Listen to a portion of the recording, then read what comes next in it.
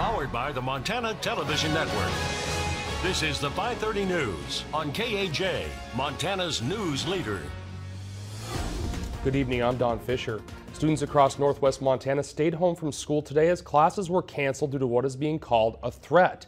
The threat began last night with the Columbia Falls School District and eventually spread to the other area schools via text or email.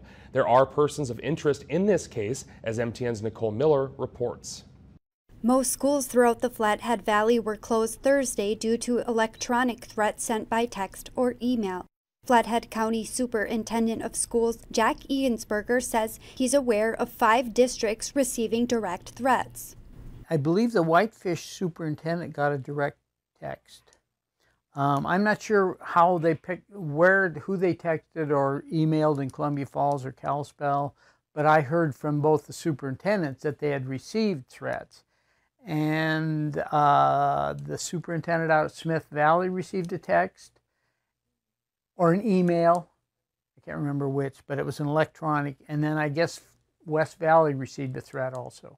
Flathead County Sheriff Chuck Curry says they're working with the FBI and Columbia Falls Police Department and have determined through their investigation the threats could be credible.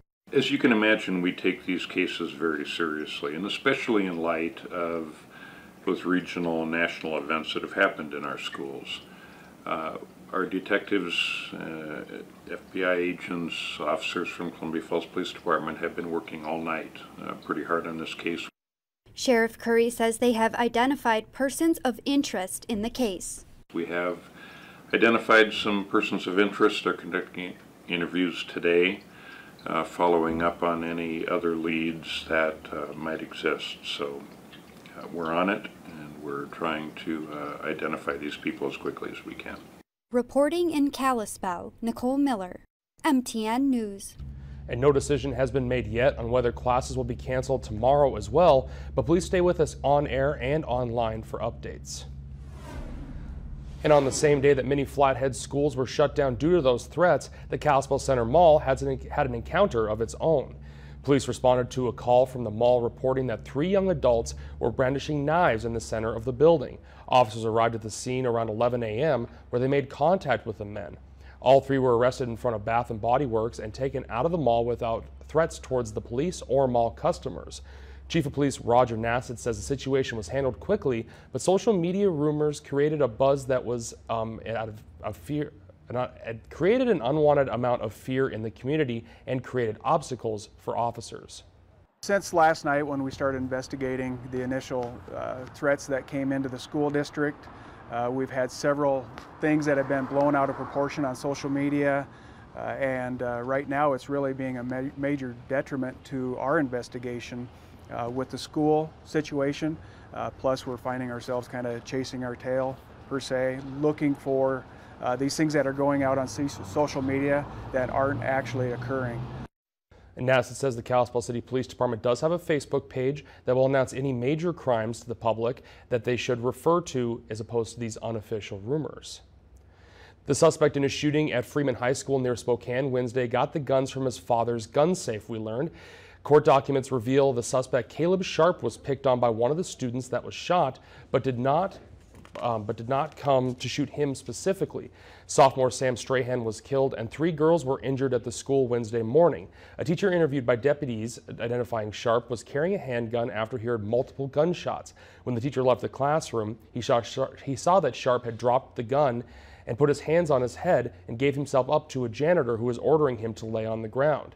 Detectives interviewed Sharp, who said he had been bullied by students, and Sharp claimed that he had been seen at the school counselor for suicidal thoughts.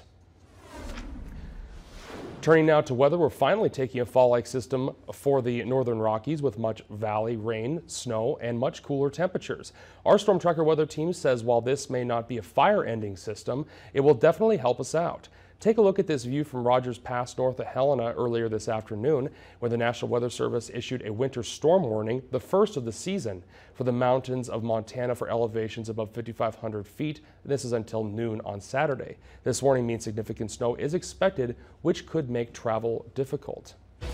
And we'll take it over to meteorologist Russ Thomas for more on that and what he expects for the rest of the week. Russ? Thank you, Don. Yes, it's hard to believe some parts of western Montana on Monday were in the 90s, and now we're looking at snow on Rogers Pass. Also feels very chilly, very fall-like feel out there. Now some areas have not seen rain today. A little better chance tonight and tomorrow. But take a look at our winter storm warning in effect for much of western Montana, including Bitterroot, Sapphire Mountain, Seeley Lake region, Blackfoot region as well. And again, this is for 5,000 to 6,000 feet, anywhere from a trace to 2 inches of snow, and above 6,000 feet, anywhere from 3 to 8 inches. And again, as mentioned, this will go through Saturday morning. We'll have your complete forecast coming up in just a few minutes.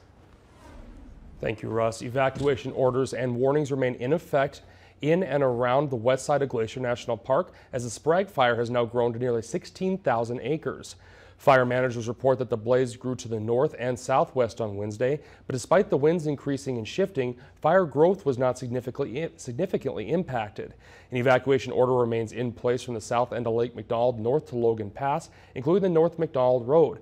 Additionally, the evacuation warning issued Wednesday remains in place for the Apgar area within Glacier National Park, including the village and campground, as well as portions of West Glacier. 5 pieces of equipment were destroyed during a burnout operation at the Highway 200 complex fires on Tuesday. Heavy equipment was being used on the south side of the Sheep Gap fire in the Swamp Creek area, completing a shaded fuels break.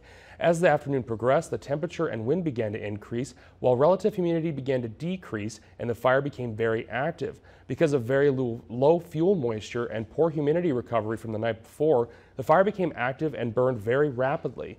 The fire condition and rates of spread made it unsafe for firefighters and equipment operators to remain, so fire officials decided to abandon the operation and retreat to established safety zones. Officials say because of that decision, no one was injured. And what's next? There will be a public meeting tonight regarding the Highway 200 complex fires, and it will be held at the Plains High School gym at 7 o'clock. KAJ has partnered with the Montana Community Foundation to create the Montana Wildlife Relief Fund. This is your chance to help your fellow Montanans who are victims of these disastrous fires. To donate, please go to kaj18.com. President Trump traveled to the southwest Florida today to assess the damage left behind by Hurricane Irma. Recovery efforts are still underway across the state, and utility crews are working around the clock to restore power. Mola Langhi has the latest from Fort Myers, Florida. Come on, let's go. Who wants a banana? President Trump and First Lady Melania handed out food and water to residents in Naples. We are there for you 100%. Moments after shaking hands with storm victims trying to put their lives back together. He's working hard and you're working hard. I'm the helper. She's my helper. She's the one who helps me. They've been wonderful. They've been wonderful. So much, President. The First Lady later tweeted this video of the devastation from the air. In Fort Myers, the president praised local officials and the heroic work of first responders. People thought thousands and thousands of people may have their lives ended, and the number is a very small number, which is a great tribute to you. Here in the Fort Myers area, there are still many people without electricity. With more than 20,000 utility workers across the state of Florida, power companies say they are making rapid progress, faster than previous hurricanes. But there is still work to be done. We have restored many of the big blocks of customers, and we're now going into neighborhoods, and in some cases going house by house. In the devastated Florida Keys, power, running water, and communications have been virtually non-existent since Sunday. Officials say full recovery in the Keys could take years. Mola Langhi, CBS News, Fort Myers. And further north, authorities continue to evacuate nursing homes left without power. Investigators executed a search warrant today at the Hollywood Hills facility where 8 seniors died this week. The site lost its air conditioning when Irma hit. Southeast Texas is trying to recover after Hurricane Harvey dumped trillions of gallons of water on the region. The governor says the death toll from the storm is now 82, and there is so much storm debris it could fill the Texas A&M football stadium 25 times. Don Champion reports from Houston. 2 weeks after Hurricane Harvey, debris piles now line the streets of many Houston neighborhoods. This one is from Nancy Sue Bamel's home of more than 35 years. It's unbelievable.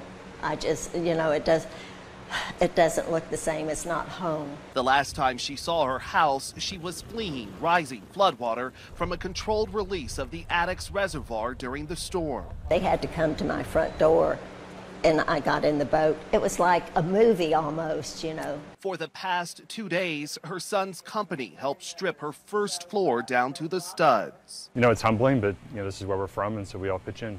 FEMA expects to pay out $11 billion to insured homeowners in this part of Texas alone. Those who did not have flood insurance will need grants or loans to rebuild. Every school had some type of damage, whether it be trees falling, roof issues, AC not working. Still, most Houston students went back to school this week. Only a handful of campuses have yet to open, and those students will temporarily relocate to other facilities. My son's birth certificate. Back at Nancy Sue Bammels, she's taking stock of what can be saved and what cannot. Well, there's no noise, nothing. She'll part with this family heirloom, and she's taking the rest one day at a time. So much, I appreciate it. Across southeastern Texas, it'll take strength and time to emerge from Harvey's havoc. Don Champion, CBS News, Houston. And 28 shelters in Texas are still housing those who lost homes. The governor says he's heard Washington may send as many as 3 more aid packages before the end of the year. Congress has already approved $15 billion for initial Harvey recovery. And coming up after the break, meteorologist Russ Thomas looks at our cooler weather and snow. That's right, snow falling in the mountains in parts of Montana. Plus, online markets like Craigslist or eBay make shopping easier than ever, but they are also popular targets for scanners. Are you at risk?